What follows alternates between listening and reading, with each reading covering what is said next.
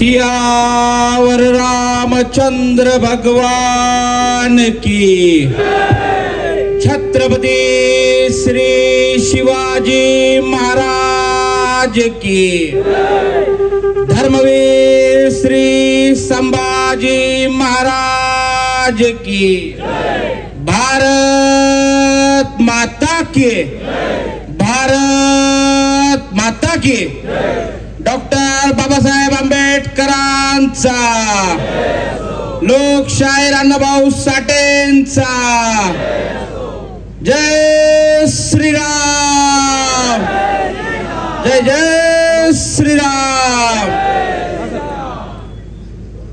आज या शिर्डीमध्ये मोठ्या संख्येने हिंदू समाज जमला, त्याबद्दल पहिले सर्वांचा आभार मानेन. तसंच मंचावर उपस्थित हिंदुत्ववादी माजी खासदार सुजयदादा विखे पाटील, तसेच हिंदुत्ववादी आमदार संग्राम भैया जगताप व आमचे नानाभाऊ वाघमारे, आज या मोर्चाला तुम्ही शिर्डीकरांनी आम्हाला सर्वांना वक्ते म्हणून बोलवला, त्याबद्दल मी सर्वांचा पहिले आभार मानेन. आणि जी शिर्डीमध्ये घटना झाली आणि त्या घटनेसाठी हा समाज जो इथं जमला, पहिले अशा घटना वाटतं शिर्डीत घडत नव्हते दादा, आता सुरू झाले. पण या सगळ्या समाजाचं लक्ष तुमच्यावर आहे. एक घर पाडलं तुम्ही, आता दुसऱ्याची सुरुवात करा.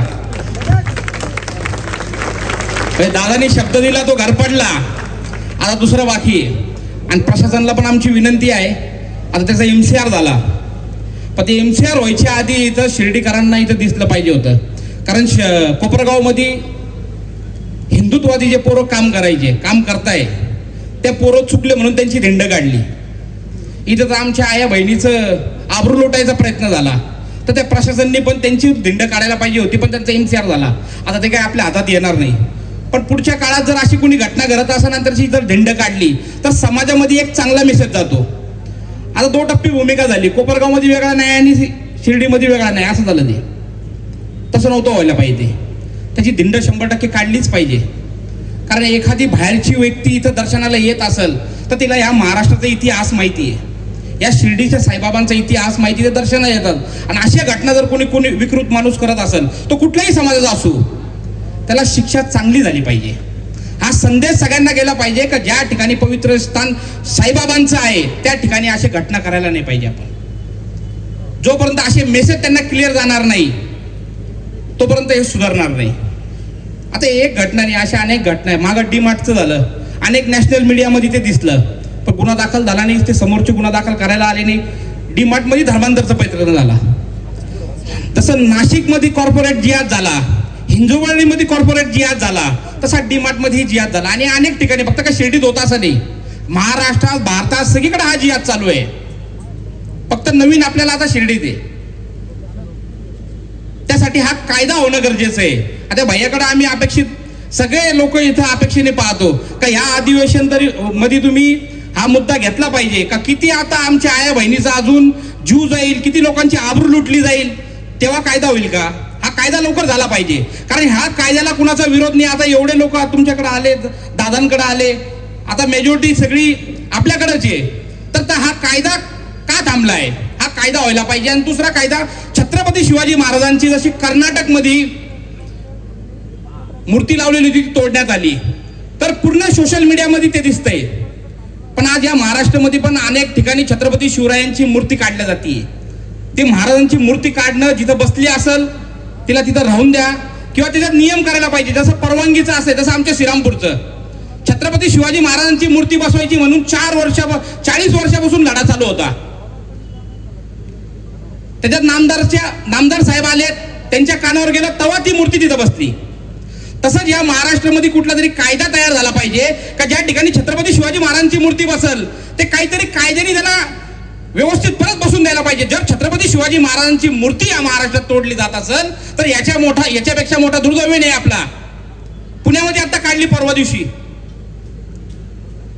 या महाराष्ट्राचं रक्षण आज आम्ही इथं भगवी टोपी आणि कपाळावर टिळा लागून आलो, ती फक्त कृपा आमच्या छत्रपती शिवाजी महाराजांची आणि धर्मवीर संभाजी महाराजांची आहे. त्यांच्या कृपेमुळे आज आम्ही हिंदू म्हणून जगतोय. त्यांच्या कृपेमुळे आज आम्ही हिंदू म्हणून जगतोय. आणि त्यांची सुरक्षा झाली पाहिजे, हा देशाचा कायदा झाला पाहिजे. कारण या देशाला हिंदू म्हणून जगण्याचा कोणी अधिकार दिला असेल तर ते आमच्या धर्मवीर संभाजी महाराजांनी, ज्यांनी त्या औरंगजेबाचे 40 दिवस यातना भोगल्या पण आपला धर्म सोडला नाही. त्या संभाजी महाराजांमुळे आज आम्ही इथे हिंदू म्हणून जगतोय. त्यांची मूर्त्या कुठेही बसली असेल तर ते काढलं नाही पाहिजे. सोशल मीडियाच्या माध्यमातून मोठ्या प्रमाणात त्यांचा अवमान केला जातो. त्याच्यावर कायदा झाला पाहिजे. कायदा असा आहे, आता मागं तो एक याच्यात गोव्यामध्ये गौतम खट्टर नावाची एका व्यक्तींनी त्या अलेक्झांडर का असं कोणतरी नावाचा व्यक्ती आहे त्याच्याविषयी काहीतरी बोलले. त्या माणसाला उत्तराखंडमधून गोव्याचे पोलीस जाताना अटक करून आणतात, उत्तराखंडमधून. आणि त्यावेळेस तो भेटत नाही तर त्यांच्या बंधूला आणलं आणि त्या गुन्ह्यात टाकलं आणि काही दिवसांतर त्यांना धरलं. 10-12 दिवस ते मध्ये होते. इथं छत्रपती शिवाजी महाराजांचा एवढा अवमान होतो आणि त्याच्यावर कायदा बनत नाही. या महाराष्ट्रामध्ये भैया आपणच पश्चिम महाराष्ट्रामध्ये 18 ठिकाणी रस्ता रोको केला होता का महाराजांचा अवमान करल्यावर कायदा झाला पाहिजे. सर्वात महापुरुष जे असतील त्याच्यावर कायदा झाला पाहिजे. आणि सर्वात महत्वाचं तर आपल्या लव जिहादवर कायदा होणं लय गरजेचं आहे. कारण शेवगावमध्ये परवा दिवशी मोर्चा झाला. 17 वर्षाच्या मुलीनी धर्मांतर करत होता म्हणून आत्महत्या केली. ही आत्महत्या कुठपर्यंत चालणार आहे? ती आत्महत्या नव्हे तर ती हत्या आहे. आणि त्या हत्याचा बदला कायद्याच्या मार्फत आज भैया सुजयदादा यांचं सरकारवर पकड आहे. यांचं सरकारमध्ये ऐकलं जातं. त्या मुलीला सरकारी निधीतून काहीतरी मदत झाली पाहिजे भैया. कारण दादा त्या मुलीने जी आत्महत्या केली तिचं फक्त धर्मांतर होत होतं आणि परिवार गरीब होतं. तिला असं वाटलं की माझा परिवार माझा धर्म वाचू शकणार नाही, मी जर आत्महत्या केली तरच माझा धर्म उरण, म्हणून त्या पोरीने आत्महत्या केली असेल आम्हाला असं वाटतं. आणि आज त्या पोरीचं तिने जी आत्महत्या केली तिची हत्या ही वाया गेली नाही पाहिजे. तिला त्या वडिलांना तिच्या घरच्यांना न्याय भेटला पाहिजे. त्या पोराला कडक ते कडक शिक्षा व्हायला पाहिजे. तिथं सरकारी वकील म्हणून स्पेशल पीपी कोणतरी दिलं पाहिजे. जसं पहिले उज्ज्वल निकम साहेब होते, आता अजय मिस्टर साहेब आहे, त्यांची नियुक्ती तात्काळ त्या केसमध्ये झाली पाहिजे. आज तो परिवार गरीब आहे, त्यांना तर कोर्ट काय हे सुद्धा माहित नाही, कोर्टात चालतं काय हे सुद्धा माहित नाही. कुठंतरी आपण हिंदू म्हणून त्यांच्या पाठीमागे उभं झालं पाहिजे, तेव्हा हे घटना थांबतील. आज शिर्डी सारख्या पवित्र स्थानच्या ठिकाणी अशी घटना घडत असेल, त्याला जर जामीन झाला तर हा सगळ्या आपल्या सर्व हिंदूंसाठी शर्मेची गोष्ट राहील. त्याला जामीन होता कामे नाही, त्याला कडक ते कडक शिक्षा झाली पाहिजे. आणि ह्या शिर्डीमध्ये ज्या ज्या ठिकाणी अशा जिहादी मानसिकताचे लोक आहेत, संस्थेमध्ये पण काही कामाला आहेत, जसं शनी शिंगणापूरचे लोक सर्व काढून टाकले तसं या शिर्डी संस्थातले मधले पण लोक आपण काढून टाकायला पाहिजे. आता त्या ठिकाणी माग राष्ट्रवादीचं अधिवेशन होतं त्यावेळेस भैयांनी सुद्धा तो मुद्दा घेतला होता त्या अब्दुल बाबाच्या थडक्याचं. आता जसं अब्दुल बाबा जर घेतलं तर अब्दुल बाबा संन्याशी होते, म्हणजे लग्न केलेलं नव्हतं, आपल्या भाषेत लग्न नव्हतं केलेलं. 1954 मध्ये ते वारले. 1984 मध्ये त्यांचा कोणतरी वंशज म्हणून एक होता, तो 84 मध्ये पण तो पण वारला. पण 88 मध्ये 1988 मध्ये एक आपत नोंद आली. ज्या माणसाचं घरचंच कुणी नव्हतं त्याची नोंद आली आणि आज त्या मंदिराच्या परिसरामध्ये, ठीक आहे आम्ही कुठल्या धर्माला सांगत नाही का तो धर्माचा आहे म्हणून काढा, त्या ठिकाणी आमचे दुसरे हिंदूचे पण 4 आहे, अय्यर आहे, कोते आहे, अशा अनेक 4 लोकांची तिथं अजून समाधी आहे. त्या समाधीवर सुद्धा आमच्या हिंदूचे ते जे वंशज असतील त्या वंशजाला सुद्धा तिथं बसवायला पाहिजे आणि जो काही पैसा येईल त्यांनाही त्यांच्या घरी घेऊन जाऊन द्या. ही एकतर्फा दिसते कुठेतरी. आणि सगळं आजूबाजूला आहे, मंदिराच्या परिसरामध्ये सगळं आजूबाजूला आहे.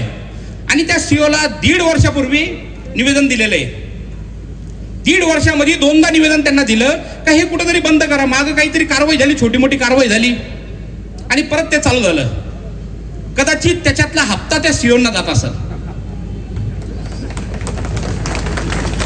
जे कायद्यात आहे ते करा, कायद्यात बसत नसेल करू नका, आमच्या म्हणणं आहे ना. जे कायद्यात आहे ते करून टाका. तिथं 4 लोक आमचे आहेत, त्या लोकांवर बसायची परवानगी द्या किंवा ला काढा. तिथं हनुमान मंदिर आहे आतमध्ये, जागृत हनुमान मंदिर आहे, गणपती मंदिर आहे, तिथेही दानपेटी आहे. सगळा जमलेला पैसा शिर्डी संस्थांच्या खात्यात जातो. तर आमचं अजून तेच म्हणणं आहे का हाही जमलेला पैसा त्या शिर्डीच्या मंदिरात झाला पाहिजे. कारण मुळात या देशामध्ये जेवढेही मंदिर आहे ते कायदा आजपासून नाहीये, तो काँग्रेसच्या काळात कायदा झालेला आहे. एक कायदा असा तयार झालेला आहे, त्या कायद्याच्या अंतर्गत ह्या भारत भूमीमध्ये जेवढेही मंदिर असतील त्या मंदिराचा जो जमलेला पैसा आहे तो सरकारने ताब्यात घ्यायचा. पण याच्यात फक्त मंदिर बसतं, कुठला चर्च बसत नाही, कुठला मदरसा, कुठला थडग, कुठली दर्गा ते बसत नाही, फक्त मंदिर आहे. आणि ह्या भारतामध्ये मंदिराची वार्षिक फंड किती गोळा होतो माहितीये का?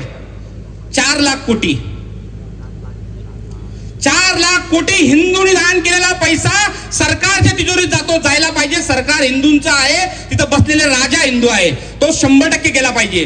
पण तो गेलेला पैसा सुद्धा हिंदूच्या हितासाठीच वापरला गेला पाहिजे. कारण दान करणारा हा हिंदू आहे. जर दान हिंदू करत असेल तर ते हिंदू हितासाठी वापरलं गेलं पाहिजे. कारण काँग्रेसच्याच काळामध्ये आर्टिकल 25, आर्टिकल 38, आर्टिकल 28 असे कायदे केले का ज्या कायद्याच्या अंतर्गत हिंदूची कुठलीही शाळा जर त्यांनी खोलली सरकारी निधीतून तर त्यांनी ती शाळा शिकवत असताना सर्व धर्म समभाव पाळायचं.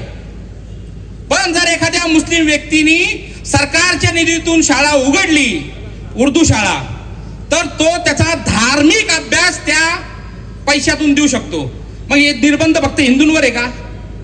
निर्बंध सगळ्यांवर पाहिजे. कारण काय झालं, 1947ला जेव्हा स्वातंत्र्य भेटलं तर त्यावेळेसपासून हिंदूची ठोकायला चालू झाली. असे कायदे केले तेव्हाच कायदा तयार झाला. त्यावेळेस या भारतामध्ये 4 लाख गुरुकुल होते, 2 ते 4 हजार मदरसे होते. आज उलट झालं, गुरुकुल पद्धत संपली आणि 4 लाख मदरसे या भारतामध्ये ऑन रेकॉर्ड. 4 लाख मदरसे. आणि कुणीतरी सांगायचं मदरशामधून काय शिकून निघतो माणूस, एक तर मुल्ला बनन किंवा अतिरेकी बनन. मग हे मदरसे भारतामध्ये कशाला पाहिजे? हे मदरसे पूर्णपणे या भारतात बंद झालं पाहिजे, महाराष्ट्रात बंद झालं पाहिजे. कारण 1925ला संघाची स्थापना झाली. 1925 ते 1947 त्यांच्यावर बंदी नाही आली. 1947 नंतर जेव्हा काँग्रेसची सरकार आली, संघावर 3दा बंदी आली. त्याच्यात 1 वर्षानंतर 1926ला तबलिगी जमातचं उदय झालं. जेव्हा तबलिगी जमातचं उदय झालं तर या भारतामध्ये संघाच्या शाखा लागतात 84,000 आणि तबलिगी जमातचे मदरसे चालतात 4 लाख. इफेक्ट बघा, इफेक्ट लोकसंख्या बघा, हा भारतभराचा आकडा आहे. म्हणजे शाखा 84 लाख, 84,000, मदरसे 4 लाख. कसं थांबवणार आता? संघाची अशी एक केस दाखवायची त्यांनी देशविरोधी केस केली. कुठल्या तरी विदेशात जाऊन बम ब्लास्ट करायला कुठला तरी संघाचा स्वयंसेवक केला. पण ते आज त्या संघावर कर्नाटकचा एक काँग्रेसचा हरामखोर गृहमंत्री आहे. तो काय म्हणतो, संघावर बंदी घाला. संघावर का बंदी घाला? का संघाला फंड कुठून येतो, तो फंड कुठं वापर करता, तो फंड कुठं वापरला जातो याची माहिती तुम्ही देत नाही. जे 1926ला जी तबलिगी जमात सुरू झाली ना, तिचंही कुठं रजिस्ट्रेशन नाही. तिलाही जो फंड येतो त्याची फंडची माहिती तुम्ही घेत नाही. फक्त घेता कुणाची? संघाची. पहिले तर या महाराष्ट्रामध्ये देवा भाऊला आमची विनंती आहे का त्या तबलिगी जमातला बंदी घातली पाहिजे. कारण तुम्ही 10-20 वर्ष जर मागे गेले तर अनेक ठिकाणी बघा, जिथं जिथं हिंदू मुस्लिम, जे खेडेगाव आहे, ज्या ठिकाणी हिंदू मुस्लिम राहायचे तिथले जे मुसलमान असतील ते एकामेकाला एकदम मिळून मिळून राहायचे. प्रत्येक कार्यक्रमामध्ये आपली पांढरी टोपी घालायचे. टोपी म्हणजे गोल नाही, ती आपण घातली बघू तशी. आणि ते प्रत्येक एकामेकाच्या कार्यक्रमामध्ये यायचे. जेव्हापासून तबलिगी जमात आली आणि ज्या ज्या ठिकाणी गरज नसताना ज्या ज्या ठिकाणी मस्जिदी झाले आणि मदरसे झाले त्या ठिकाणून लोकांना कट्टर करायचं काम सुरू झालं. कट्टर नाहीच फक्त या महाराष्ट्रात 1993 पासून तर 2012 पर्यंत एकूण 10 बॉम्ब ब्लास्ट झाले. पहिला ब्लास्ट 1993ला आणि 2003ला 3 ब्लास्ट, 2002ला 1 ब्लास्ट, 2006ला ब्लास्ट, 2008ला ब्लास्ट, 2010ला ब्लास्ट, 2012ला ब्लास्ट. टोटल ब्लास्ट मध्ये 724 लोकांची हत्या झाली. 2440 लोक आजही जखमी आहे. कितीतरी लोकांचे हात गेले, कितीतरी लोकांचे डोळे गेले.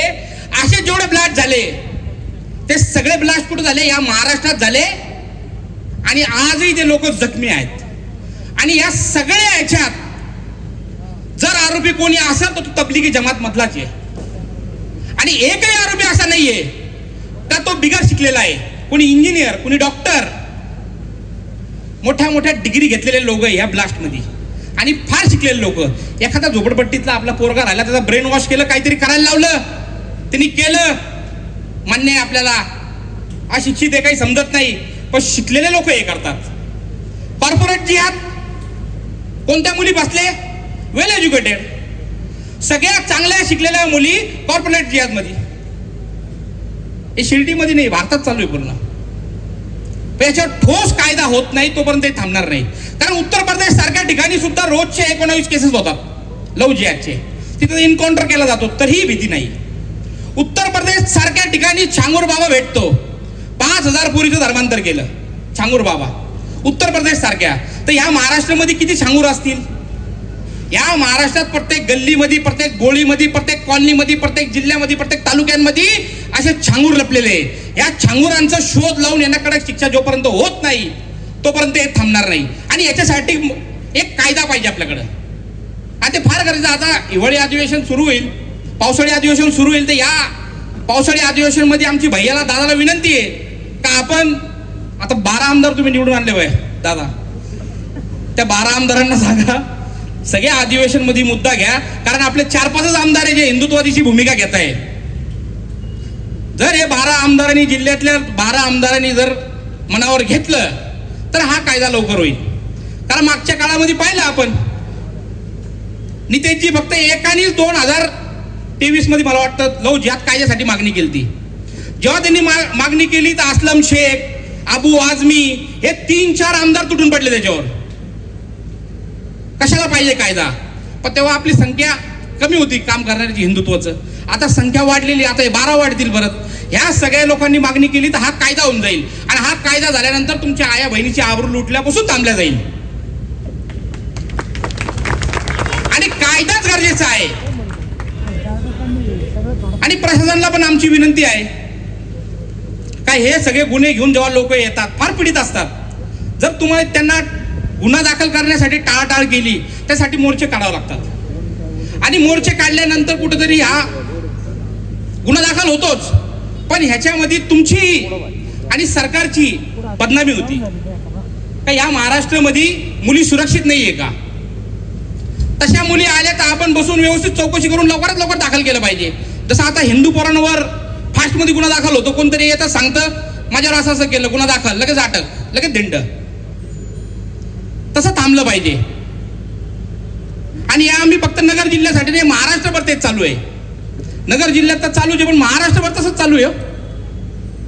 आणि फार गरीब पोरं हिंदुत्वाचं काम करणारे, फार गरीब पोरं.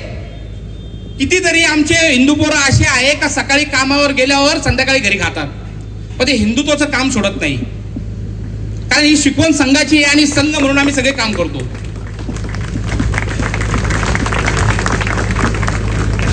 कारण काही लोकांना गैरसमज झालाय, काही अधिकारी लोक संघाचे पोरं गेले का त्यांना दम देतात. पण एक लक्षात ठेवा, संघ शांत राहतो, बोलत नाही, पण कार्यक्रम फिक्स करतो, एवढं लक्षात ठेवा. कारण आमचा मुख्यमंत्री, महाराष्ट्राचे राजा, ते सुद्धा सकाळी 4ला उठून नमस्ते सदावतसे मातृभूमी ही प्रार्थना करूनच मुख्यमंत्री झाले. ते ही संघाचे स्वयंसेवकच आहे. बीजेपी ही सगळी संघाची स्वयंसेवकच आहे. तो कुठेतरी मेसेज जायला उशीर होईल, पण कार्यक्रम नक्की होणार. म्हणून आमच्या संघाचे काम करणाऱ्या लोकांना या जिल्ह्यामध्ये, या महाराष्ट्रामध्ये कुणी त्रास देऊ नका. आणि ते चुकत असतील तर 100% द्या, पण जिथं ते चांगलं धर्माचं कार्य करत असतील तर त्यांना त्रास देऊ नका. आम्हाला इथं बोलण्याची संधी दिल्याबद्दल मी सर्वांचं पहिले तर मनापासून आभार मानेन. ओ थांबतो. जय श्रीराम.